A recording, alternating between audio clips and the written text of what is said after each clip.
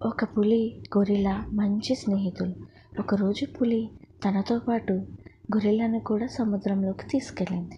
సరిగ్గా నీటి మధ్యలోకి వెళ్ళేసరికి పెద్ద తుఫాను వచ్చింది. పడవలో ఉన్నవారు నీటిలోకి దూకి తలో దిక్కుకు ఈదుకుంటూ వెళ్ళి ప్రాణాలు రక్షించుకున్నారు. గొరిల్లా మాత్రం సగం మునిగిన పడవపై నిలబడి రక్షించండి, రక్షించండి అంటూ అరిచింది. అది విన్న ఓ తిమింగలం పడవ దగ్గరికి వచ్చి గొరిల్లాని వీపు మీద ఎక్కించుకుని తీసుకెళ్తుంది.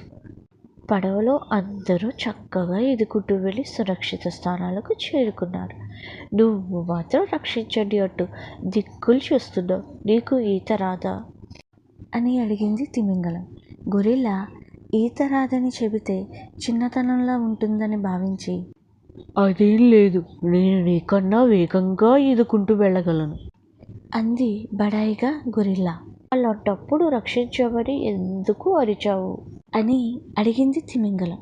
అప్పుడు గొరిల్లా, నేను కోతులలో మహారాజును. ఏ పనినైనా సేవకులతో చేయించుకోవడం తరతరాలుగా మాకు అలవాటు అంది గొరిల్లా బడాయిగా. తన బడాయితనం తిమింగలానికి అర్థమైంది. ఆపదలో ఉన్నప్పుడు కూడా రాజభోగాలు కావాలంటే ఎలా? మరో ప్రశ్న వేసింది తిమింగలం. గొరిల్లాకి కోపం ఎక్కువయింది. నేను మహారాజుని ముందే చెప్పాను కదా, నువ్వు సేవకుడివి. ప్రశ్నలు అడిగే అధికారం నీకు లేదు.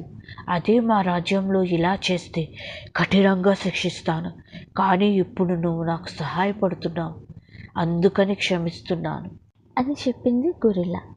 ఆపదలో సహాయపడిన వారిని గౌరవించే కనీస సంస్కారం కూడా లేని గొరిల్లాపై తిమింగలానికి కోపం వచ్చింది.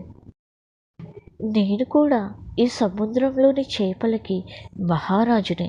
నీలాంటి పొగరుబోతులకు మేము కూడా శిక్షలు వేస్తాం అని అంది తిమింగలం. నీళ్లలో ఉండేదానివి, నువ్వేం శిక్షలు వేయగలవు అంది గొరిల్లా వెటకారంగా. అలాగా, అయితే ఇప్పుడు చూడు అంటూ గొరిల్లాని అమాంతం నీళ్లలో పడేసి వెళ్ళిపోయింది తిమింగలం. మీకు మా వీడియోస్ నచ్చినట్లయితే లైక్ చేయండి, షేర్ చేయండి, సబ్స్క్రైబ్ చేయండి, గంట సింబల్ను నొక్కండి. Thanks for watching.